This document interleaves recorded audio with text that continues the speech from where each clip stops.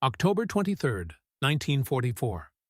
The vast expanse of the Philippine Sea stretches endlessly, its surface glistening under the midday sun. But above, the hum of war fills the air. The sky is filled with planes, U.S. Navy aircraft streaking toward their targets, their engines roaring as they descend on the Japanese fleet below. On the deck of the USS Lexington, sailors and officers brace themselves, knowing the moment of reckoning has arrived. For months, the Allies have been pushing closer to Japan's doorstep. And now, the Japanese Empire's last-ditch defense is being tested in one of the largest naval battles in history.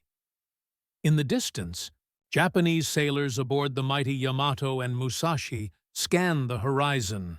They can feel it. An immense force is bearing down on them. Their fleet, once considered invincible, is now outmatched by the relentless determination of the U.S. Navy. Yet, they refuse to believe what is unfolding. The strength of the American attack seems unreal. The scale of the battle exceeds all expectations as torpedoes streak through the air, one after another, hitting their mark with unrelenting precision. A feeling of disbelief spreads among the Japanese officers. Could it be? Could the United States Navy, who had once seemed far behind, now be delivering such a crushing blow? The Battle of Leyte Gulf, the largest naval engagement in history, is about to change the course of the Pacific War forever. By October 1944, the Pacific War had reached a critical juncture. After years of intense fighting, the Allies were beginning to regain control of the Pacific, inching closer to Japan's homeland. The turning point had come with the stunning victory at Midway in 1942, followed by the brutal but decisive campaigns at Guadalcanal and Tarawa. By late 1944, the Japanese Imperial Navy, once feared as the dominant force in the Pacific, had been significantly weakened by these Allied victories. However, Japan was not ready to surrender. The Philippines was strategically crucial for both sides. For the Japanese, the island served as the last major defensive barrier between their home islands and the advancing Allied forces. The U.S. military, under General Douglas MacArthur, had long desired to liberate the Philippines to fulfill MacArthur's famous promise, "I shall return." The Allies knew that retaking the Philippines would not only cut off Japan's access to critical resources but also serve as a vital stepping stone for launching further operations toward the Japanese home islands. The stage was set for a showdown. The Japanese response to the imminent U.S. invasion of Leyte, the central island of the Philippines, was a desperate one. They decided to deploy their remaining naval forces to launch a massive counteroffensive, hoping to break the U.S. Navy's control of the seas and prevent the Allied invasion. The Japanese combined fleet, under the command of Admiral Soemu Toyoda, was assembled for what would become the Battle of Leyte Gulf. The Japanese fleet, though formidable in size, was not what it once was. Many of Japan's best ships and pilots had been lost in previous engagements. The U.S. Navy, meanwhile, had grown increasingly powerful, bolstered by advances in radar, aircraft carriers, and submarines. The stage was set for one of the largest and most complex naval battles in history, involving multiple forces operating across a vast area of the Philippine Sea. The U.S. Navy, led by Admiral William Halsey, was confident but cautious. Halsey had been in command of naval forces in the Pacific for several years and had gained a reputation as a bold and aggressive leader. His task was to clear the sea lanes to Leyte and destroy the Japanese fleet, thus ensuring a successful invasion of the island. However, Halsey knew that the Japanese would throw everything they had left into the battle. The outcome of the engagement would have profound consequences for the future of the Pacific War. In contrast, the Japanese, led by Toyoda, were gambling on a daring strategy known as the Shogo Plan, designed to confuse the U.S. Navy and strike at the heart of their invasion force. Toyoda's plan called for a multi-pronged attack, with different parts of the fleet attacking U.S. forces from multiple directions, in the hope of overwhelming them. The Shogo Plan relied heavily on the use of decoy forces to mislead the U.S. Navy. The Japanese deployed a bait force, including the Second Fleet under Admiral Kurita Takeo, which would engage the U.S. Navy head-on, drawing attention away from the real strength of the Japanese fleet. At the same time, another force, the Central Force, commanded by Kurita, would attempt to slip through the U.S. defenses and destroy the Allied invasion fleet at Leyte Gulf. The Japanese also had their own concerns. The Imperial Japanese Navy had already been severely weakened by earlier confrontations. The loss of aircraft carriers at Midway, along with the cumulative attrition suffered by their fleets, meant that the Japanese no longer enjoyed the overwhelming advantage they once did. Nevertheless, Japan's remaining fleet, while smaller and less effective, was still formidable. The battleships Yamato and Musashi, the largest warships in the world at the time, were part of the Japanese fleet, providing a powerful presence in the battle. The U.S. Navy, meanwhile, had vastly improved its capabilities. The development and use of radar had greatly enhanced the effectiveness of their attacks, allowing the U.S. forces to detect the Japanese fleet even in the dead of night. Aircraft carriers were now the centerpiece of naval warfare, and the U.S. Navy had perfected the tactics of using air superiority to overwhelm the enemy. Additionally, the U.S. submarine force was increasingly effective at disrupting Japanese supply lines and sinking major warships. As the date for the battle drew closer, intelligence about the Japanese plans became more difficult to decipher. The Japanese had perfected their strategy of using misinformation and deception, often making it difficult for the Allies to distinguish between the real threat and the decoy forces. The Americans were aware that the Japanese would likely use these tactics, but they did not know the exact layout of the Japanese forces. As the Leyte Gulf invasion began on October 20, 1944, U.S. forces, led by the amphibious forces of General MacArthur, began landing on the shores of Leyte, advancing rapidly towards the interior of the island. The Japanese, however, had already begun their counteroffensive. It was the Battle of Leyte Gulf, taking place from October 23 to 26, that would soon define the fate of both the U.S. Navy and the Japanese fleet. The stage was set. The world watched as the U.S. Navy and the Imperial Japanese Navy faced off in a battle that would be remembered for its size, intensity, and the shocking turn of events that would follow. The human experience in the Battle of Leyte Gulf was defined by intense fear, unrelenting pressure, and unexpected triumph. For the U.S. Navy sailors and pilots, this was a test of endurance and determination. They had trained for this moment for years, but nothing could prepare them for the chaos and scale of the battle ahead. On the USS Lexington, the anticipation was palpable. Sailors went through their routines, checking their aircraft and weapons, but beneath the surface, anxiety loomed. The battle was not just about strategy and tactics. It was about survival. The roar of the engines and the smell of salt water were a constant reminder that this was no ordinary mission. For many, it was a fight to prove that the U.S. Navy could decisively defeat the once feared Japanese Imperial Navy. For the Japanese sailors, the experience was one of disbelief. Many had heard rumors of the strength of the U.S. Navy, but could not fathom the full scale of the threat they faced. When the battle began, the ferocity of the American attack stunned them. The Japanese fleet, once a symbol of naval superiority, found itself under relentless assault from the skies and the sea. The Japanese sailors had been trained to expect the best of their fleet, but now they were caught in a nightmare. They faced the realization that their vaunted battleships, including the Yamato and Musashi, were vulnerable to modern air tactics and submarine warfare. On board the Yamato, Admiral Kurita and his officers struggled to maintain morale as their fleet came under attack. The sight of U.S. aircraft bombing their ships, coupled with the overwhelming force of the American attack, left many Japanese sailors wondering if they had been led into an unwinnable battle. Despite their devotion to duty, the Japanese officers could not deny that something had changed. The U.S. Navy's success in the battle was beyond anything they had imagined, and it led to a shift in their understanding of naval power. The psychological toll on both sides was immense. U.S. sailors, though confident in their abilities, were not immune to the stresses of battle. The realization that they were up against an opponent that had once seemed invincible added weight to every decision and every action.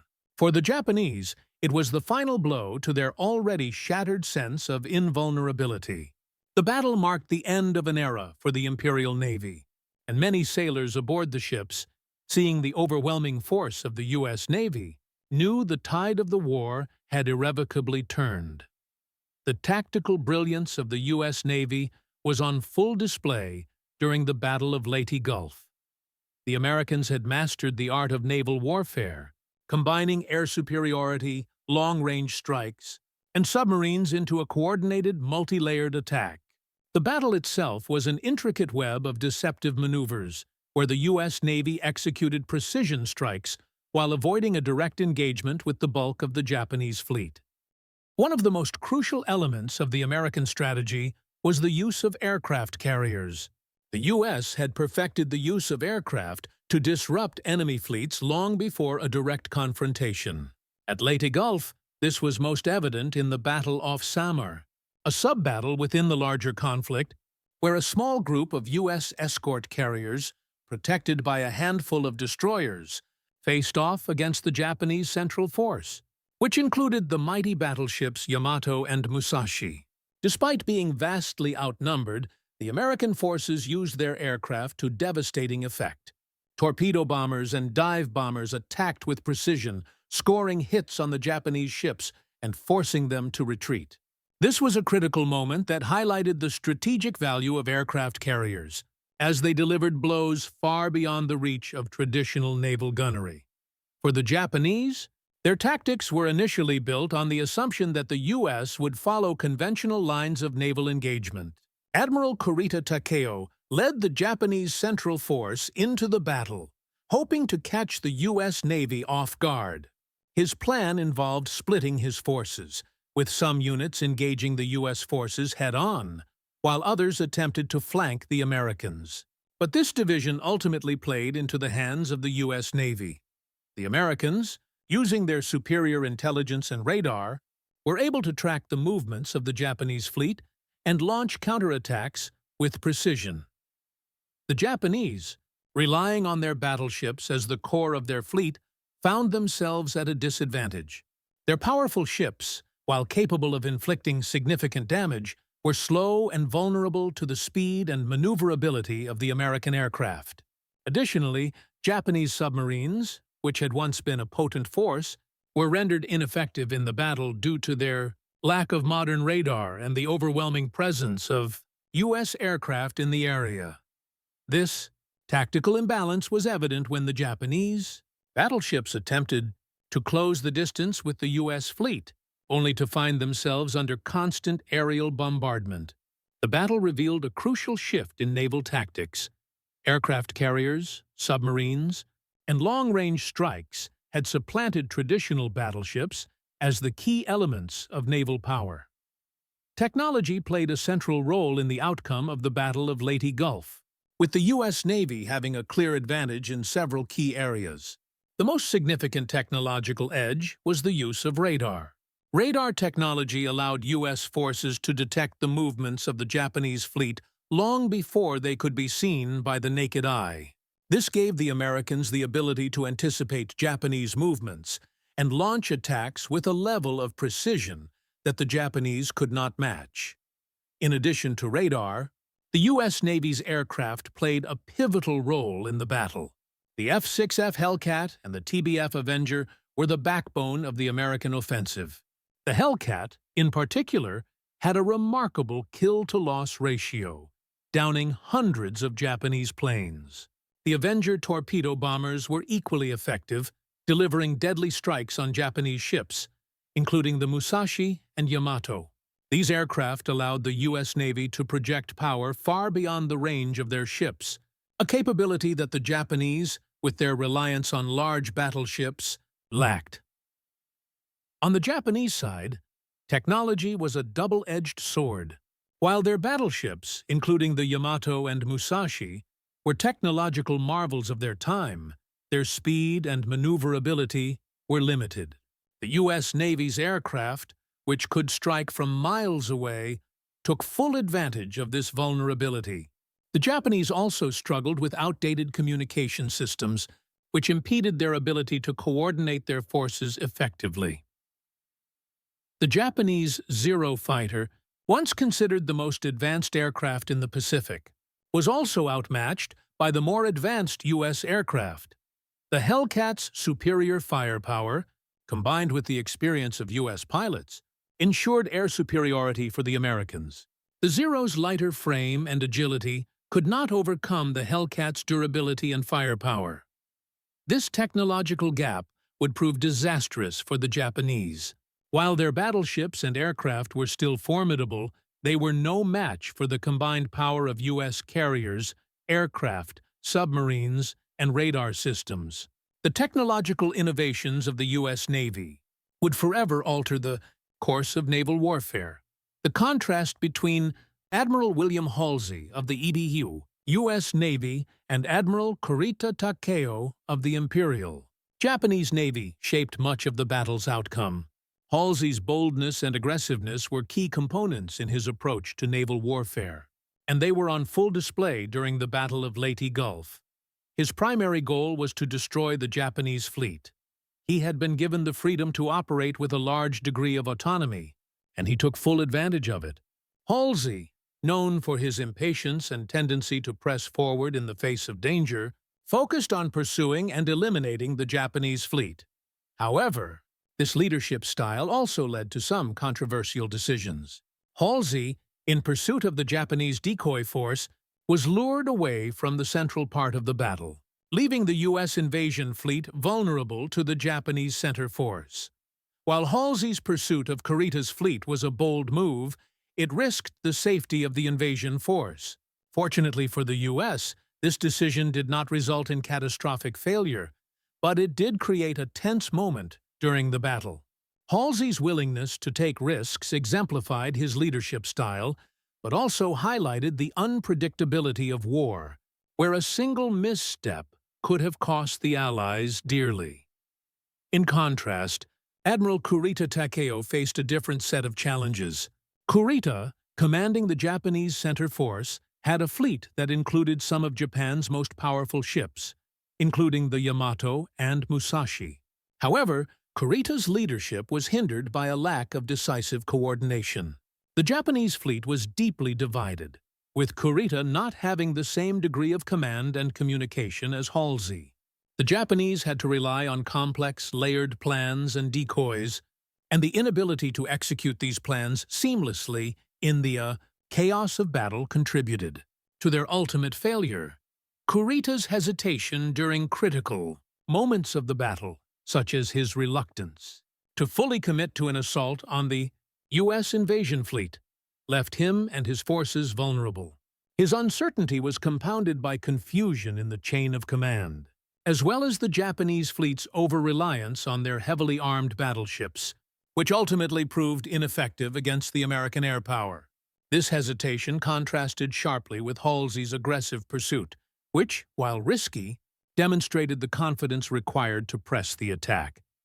In the end, while Halsey's boldness led to a successful outcome for the U.S. Navy, the tactical decisions of Kurita's command and the uncertainty within the Japanese fleet sealed the fate of the battle. The contrasting leadership styles, Halsey's relentless pursuit of victory versus Kurita's indecisive response to crisis, underscored the complexities of the battle. For the Japanese, the Battle of Leyte Gulf was a shocking and crushing realization. The once mighty Imperial Japanese Navy, which had ruled the Pacific waters since the early stages of the war, was now overwhelmed by a force they could not match. The combination of American air superiority, technological advancements, and aggressive leadership proved too much for the Japanese fleet. Japanese sailors, many of whom had once held their fleet in high esteem, were now faced with the shocking effectiveness of the U.S. Navy's tactics. The Japanese had always relied on their battleships as the cornerstone of their fleet, but these massive ships, such as the Yamato and Musashi, were rendered vulnerable by U.S. aircraft and torpedoes. The Musashi, the largest battleship ever built, was hit by numerous torpedoes and bombs in the battle, forcing its eventual sinking. The Yamato, too, was caught in a battle it could not win. The shock for the Japanese soldiers and sailors was not just the speed of the U.S. attacks, but the realization that they had been completely outmaneuvered. The U.S. Navy's air superiority, coupled with their use of advanced radar and coordinated strikes, decimated the Japanese fleet before they could even engage effectively. The Kantai-Kessen, the decisive battle plan that had once seemed invincible, was now exposed as a flawed strategy, undermined by outdated tactics and the American ability to adapt. The Japanese leadership had underestimated the strength of the U.S. Navy, believing that their battleships and aircraft carriers could continue to dominate the Pacific. However, the defeat at Leyte Gulf showed how far the Japanese were from achieving victory in the war. Their inability to recover from the damage inflicted by the U.S. forces made it clear that their naval dominance was effectively over. The Battle of Leyte Gulf carried significant moral weight for both the U.S. and Japanese forces. For the Americans, the battle marked a triumphant moment in the war. It was a vindication of their naval strategies, the culmination of years of hard work, and the realization of Admiral MacArthur's promise to return. But it was also a reminder of the brutal nature of war. Thousands of sailors and airmen from both sides died in the battle, and while the U.S. Navy emerged victorious, the cost of that victory was felt deeply. For the Japanese, the moral reckoning was far more profound. Leyte Gulf represented the last stand of their once dominant navy. The realization that they had been outclassed by a seemingly unstoppable force was a bitter pill to swallow. The Japanese sailors, once proud of their fleet and their role in the empire, were forced to confront the end of their naval supremacy. Many Japanese officers, watching their fleet disintegrate before their eyes, must have known that the war was effectively lost. The futility of their desperate final attacks, despite their devotion to duty, echoed through the ranks as the battle turned against them. For both sides, the Battle of Leyte Gulf was more than just a military engagement. It represented a profound shift in the Pacific War, a moment where the moral resolve of the Allies prevailed, and the reality of Japan's crumbling empire became undeniable. For the Japanese, the loss at Leyte was not just a defeat in battle. It was the end of an era, the shattering of the myth of their invincibility, and the beginning of the long path to defeat. The turning point in the Battle of Leyte Gulf came on October 25, 1944. After days of confusion, deceptive maneuvers, and scattered engagements, the Japanese fleet had reached the critical moment when their hopes for a successful counteroffensive evaporated. The U.S. Navy's aircraft, launched from their carriers and escorted by relentless submarines, had already inflicted irreparable damage on the Japanese forces. The Japanese, having gambled everything on a coordinated strike, now found themselves facing an enemy they could no longer outmaneuver.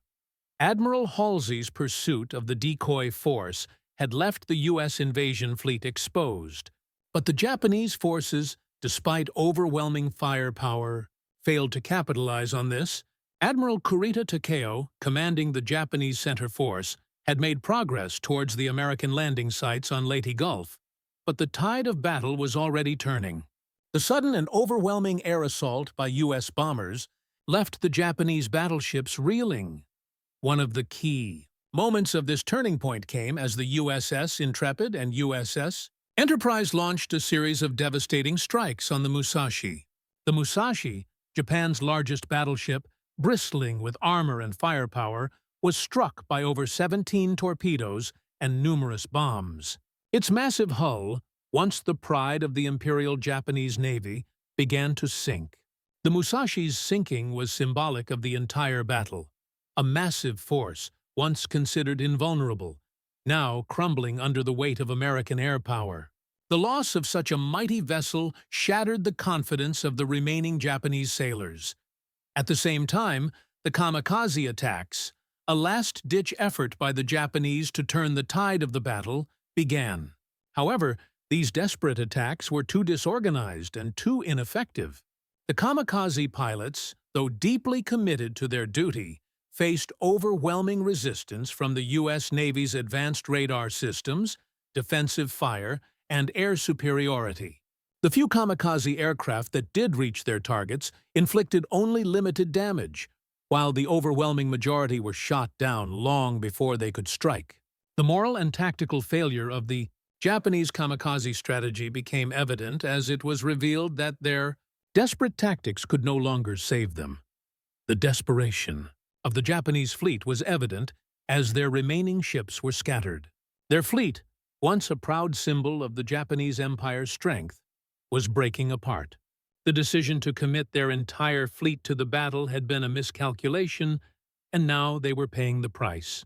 The massive ships, such as the Yamato, had been ineffective in the face of the nimble U.S. aircraft. The sight of their once mighty fleet disintegrating was a sobering moment for the Japanese sailors, who began to realize that their days of naval supremacy were over. The American aircraft carriers, meanwhile, continued to execute their coordinated strikes with precision. The airfields and the battleships that had once represented the heart of Japan's naval power were now in flames. The balance of power in the Pacific had irrevocably shifted in favor of the United States.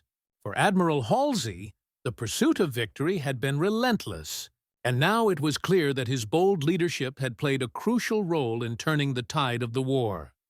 As the Battle of Leyte Gulf progressed into its final stages, the remaining Japanese forces found themselves trapped, with no way out.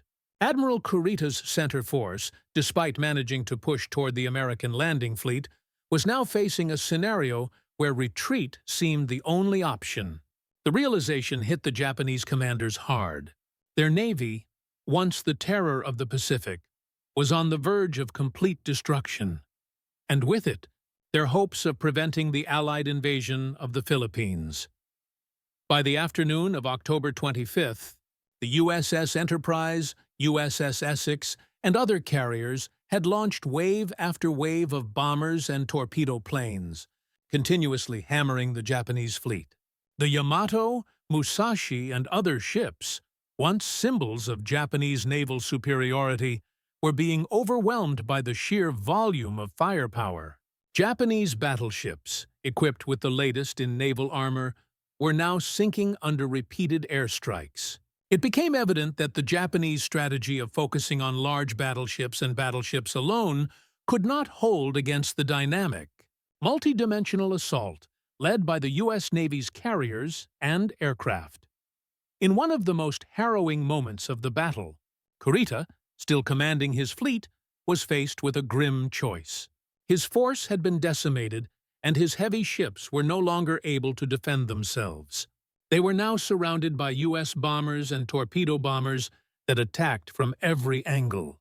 Despite his orders to continue the attack, the Japanese naval commander began to lose hope as the reality of their situation set in.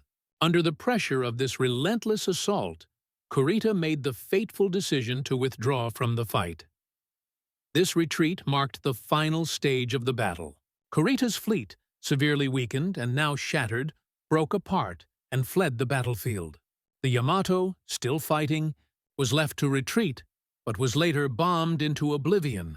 A final, crushing blow to the already doomed Japanese fleet. Meanwhile, the American forces had complete control of the skies and the seas. The U.S. 7th Fleet, supported by airstrikes from Admiral Halsey's carriers, had essentially annihilated the Japanese fleet. With no viable naval presence to defend the Philippines, the stage was set for a successful invasion of Leyte and the beginning of the Philippines' liberation. The loss of Japan's remaining battleships and their inability to strike back at the American fleet shattered what remained of their naval strength. The once feared Imperial Japanese Navy, which had terrorized the Pacific with its powerful ships and experienced pilots, was now impotent. The American victory at Leyte Gulf was not just a strategic triumph. It marked the end of Japan's naval dominance in the Pacific. The consequences would reverberate throughout the war, as the U.S. Navy's air superiority, combined with their mastery of naval tactics, made Japan's naval forces ineffective for the remainder of the conflict. For the Japanese sailors and officers, there was disbelief and shock. Many of them had grown up with the stories of Japan's invincible fleet, and now they were witnessing its destruction. The retreat of the Japanese fleet from Leyte Gulf symbolized the collapse of their naval strength, and with it, the last chance to prevent the U.S. from invading their homeland. Their desperate efforts to stave off defeat had failed, and the scale of their loss set the stage for the inevitable invasion of Japan itself. As the U.S. Navy secured victory, the psychological impact on the Japanese was devastating. Their fleet, crippled beyond repair, would never again be able to fight at the level it once had. The lessons learned from Leyte Gulf were brutal. The overwhelming strength of air power, the flexibility of aircraft carriers, and the inefficacy of traditional battleship-centered naval strategies would forever change the nature of naval warfare. For the Americans, this victory was a key turning point. They had not only secured the Philippines, but also shattered Japan's ability to mount a significant naval counteroffensive.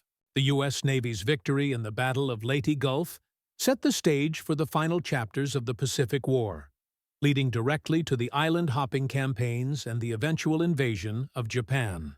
The loss of the Japanese fleet was a decisive moment, and as the battle ended, the future of the Pacific War had become unmistakably clear. The aftermath of the Battle of Leyte Gulf was felt immediately across the Pacific, marking a seismic shift in the war. For the United States, the victory was overwhelming. It was not just the largest naval battle in history, but a decisive moment that crippled the Imperial Japanese Navy, shattering its ability to challenge American dominance in the Pacific. The Allies now controlled the seas, securing vital air and supply routes to the Philippines. This victory was the culmination of years of hard-fought battles, culminating in a clear demonstration of naval superiority. For the U.S. Navy, the battle was a resounding success. The loss of Yamato, the largest battleship in the world, and the near-total destruction of the Japanese fleet marked a monumental shift in naval power. The U.S. Pacific Fleet, now fully bolstered by aircraft carriers, submarines, and the ever-advancing capabilities of radar, had decisively demonstrated the importance of air superiority and rapid mobile warfare. Admiral William Halsey, despite his earlier controversies regarding the decision to pursue Kurita's decoy fleet, was hailed as a hero. His fleet's coordinated strikes against the Japanese Central Force were a masterstroke, and the success was a direct result of the combined efforts of his commanders and sailors. Yet, the victory came at a cost. The U.S. Navy did suffer losses, with the USS Princeton and several other ships severely damaged. The battle also took a heavy toll on the U.S. Air Force, with hundreds of aircraft lost or damaged. But these casualties paled in comparison to the devastation wrought on the Japanese fleet. The Japanese losses were catastrophic. More than 10,000 sailors were killed, and the Imperial Navy's once formidable fleet was broken beyond repair. The Japanese battleships Musashi and Yamato, along with countless cruisers and destroyers, were lost. The battle was a clear and brutal signal that Japan's naval strength was finished. For the Japanese, the consequences were devastating. The loss of the Philippines, combined with the complete destruction of their fleet, was a blow from which they could not recover. Admiral Kurita, despite his earlier hesitation, ultimately managed to withdraw what was left of his forces, but his fleet had been shattered. The Kantai-Kessen, the Japanese strategy of decisive naval battles, had failed, and their naval forces could no longer protect their empire. The psychological effect on the Japanese military was profound.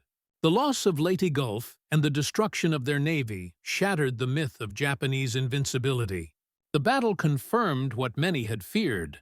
the United States had surpassed Japan in both technological prowess and strategic capability. The loss was not just a tactical defeat. It was a blow to Japan's morale. For the Japanese leadership, it was a sign that the war was lost. The Navy had always been the backbone of Japan's military power, and its near-total destruction signified the end of their ability to mount a major naval counterattack.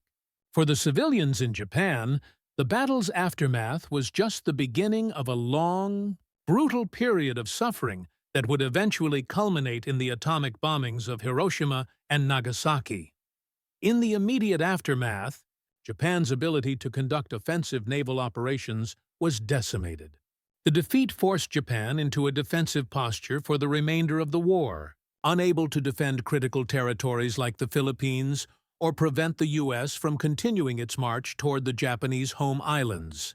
The Battle of Leyte Gulf also marked the final chapter for Japan's once-feared Zero fighter planes, as they were overwhelmed by the superior American air forces. The defeat highlighted how crucial air superiority had become in modern warfare. Aircraft carriers and bombers now held the balance of power, while the battleship, once the pinnacle of naval strength, was rendered obsolete. For the Japanese soldiers and sailors, there was no escaping the truth. The loss at Leyte Gulf symbolized the broader collapse of their empire. Even as the Japanese continued to fight with ferocity in the months that followed, the retreat from Leyte marked the beginning of the end for their ambitions in the Pacific. The battle's aftermath revealed the full scope of their military decline. The aftermath of the Battle of Leyte Gulf was not just about naval tactics or ship casualties. It fundamentally altered the course of the Pacific War. For the United States, the victory provided a strategic foothold in the Philippines, which would prove vital in the final push towards Japan. The success of the battle allowed General MacArthur to fulfill his promise to return, and the Philippines became a critical base for Allied operations as they moved northward through the Pacific Islands. The victory also laid the foundation for Iwo Jima and Okinawa, two crucial battles that would bring the U.S. ever closer to Japan's doorstep. However, it was the naval implications of the battle that reverberated most strongly in the Pacific. With the Japanese fleet largely destroyed, Japan lost the capability to effectively challenge U.S. dominance of the seas. The U.S. Navy had not only neutralized the immediate Japanese threat, but had also cemented its control over the Pacific. The U.S. was now the undisputed naval power in the region. The remnants of the Imperial Japanese Navy would retreat to the home islands, but their ability to launch large-scale operations was gone. The battle had effectively ended any hope of a Japanese naval victory and opened the way for the Allied invasion of Japan. For the Japanese military leadership, the consequences were immediate and profound. Emperor Hirohito, along with his generals, had to face the reality that their once dominant position in the Pacific was irreversibly damaged. After Leyte Gulf, Japan's naval power was broken. In the months that followed, the Japanese had no means of defending their empire against the relentless Allied advance. The Leyte Gulf defeat also marked a major turning point in the Japanese strategy, forcing them to abandon their earlier hopes of counterattacking and instead focus on defending their remaining territory. Kurita Takeo, despite his earlier hesitation, had managed to withdraw the remaining ships from Leyte Gulf. But the toll on his fleet was catastrophic. Many of Japan's greatest naval assets, Musashi, Yamato, and several carriers and cruisers, were sunk or severely damaged. This left Japan with a fleet of aging ships, often poorly maintained and undermanned, with little hope of defending against the growing power of the U.S. Navy. The loss of so many battle-hardened ships was a strategic blow, one from which Japan's Navy could never recover. The Japanese, facing such a devastating defeat, were forced into a defensive posture for the remainder of the war. Iwo Jima and Okinawa, two islands vital to the Japanese defense, would fall to U.S. forces in the months following Leyte Gulf. These battles were marked by fierce resistance, as the Japanese military threw everything they had into slowing the U.S. advance. But with the loss of Leyte Gulf, the Japanese had already lost the ability to challenge the Allies' control over the Pacific. From this point on, Japan's role in the Pacific became one of holding out in the face of inevitable defeat. While Leyte Gulf was a decisive victory for the Allies, it was not without costs. The U.S. Navy lost nearly 3,000 men, and ships like the USS Princeton and USS St. Lo were lost or damaged. Yet these losses were dwarfed by the Japanese toll, with over 10,000 casualties, the destruction of 4 aircraft carriers, and the sinking of 2 of the largest battleships in history. The loss of Musashi and Yamato was symbolic of the end of Japan's naval era, once proud, now reduced to wreckage. The psychological toll on the Japanese forces was equally profound. The Japanese leadership had placed so much of their hopes on a decisive naval victory to stop the U.S. invasion of the Philippines. Instead, they were left with a shattered fleet and the dawning realization that their naval capabilities had been irreparably damaged. The defeat in Leyte Gulf was not just a military setback. It was a moral blow that would resonate through the remainder of the war. The Kantai-Kessen strategy, which had long been the cornerstone of Japanese naval doctrine, had failed, and there was no backup plan to turn the tide. As the battle concluded and the dust settled, the U.S. Navy's dominance over the Pacific became indisputable. The battle had sealed Japan's fate, and the Allied forces were now positioned to press forward with the invasion of the home islands. The Japanese Imperial Navy, once feared and respected, was no longer a threat. With the retreat of the Japanese fleet from Leyte Gulf, the battle became a key turning point in the Pacific War, signaling the beginning of the end for the Japanese Empire. The U.S. would continue its push across the Pacific, and Japan would be forced to contend with an ever-increasing Allied presence, ultimately leading to the downfall of their war efforts. The Battle of Leyte Gulf stands as one of the most significant turning points of World War II, both in terms of strategy and the broader trajectory of the Pacific conflict. It was a battle not just of ships and planes, but of ideologies, leadership, and technology. The U.S. Navy's success was a clear demonstration of how naval warfare had evolved. The overwhelming dominance of aircraft carriers, combined with the advancements in radar and submarine warfare, had rendered traditional battleship-centered strategies obsolete. For Japan, Leyte Gulf marked the end of an era. Their once immense naval power, which had dominated the Pacific in the early years of the war, was shattered beyond repair. The loss of the Yamato, Musashi, and other key ships was symbolic of the collapse of their military might. Their inability to recover from such a catastrophic defeat revealed the deep flaws in their strategy, and the Japanese leadership, despite their continued resistance, could no longer avoid the inevitable. Their defeat was assured. For the United States, the victory in Leyte Gulf was more than just a tactical triumph. It was a moral one. It was the fulfillment of Admiral MacArthur's promise to return to the Philippines, and it symbolized the relentless momentum of the Allied forces. The battle was not won in a single moment, but through years of preparation, technological innovation, and the courage of the men who fought on both sides. As the battle ended, and the dust settled over the Philippine Sea, the reality of the Pacific War had shifted decisively in favor of the Allies. The Japanese, once the dominant naval force, were now on the defensive, with their resources depleted and their morale shattered. The U.S. Navy, now firmly in control of the seas, had the strategic initiative. The Pacific was no longer an uncontested battleground. It was now the Allies to win. The legacy of Leyte Gulf lives on in the evolution of naval tactics, the recognition of the importance of air superiority, and the recognition that technology, leadership, and adaptability can change the course of history. The battle's aftermath set the stage for the final push toward Japan's homeland, leading directly to the liberation of the Philippines and the eventual surrender of Japan. Leyte Gulf was more than just a victory. It was the beginning of the end for Japan's empire. a monumental moment that reshaped the Pacific War.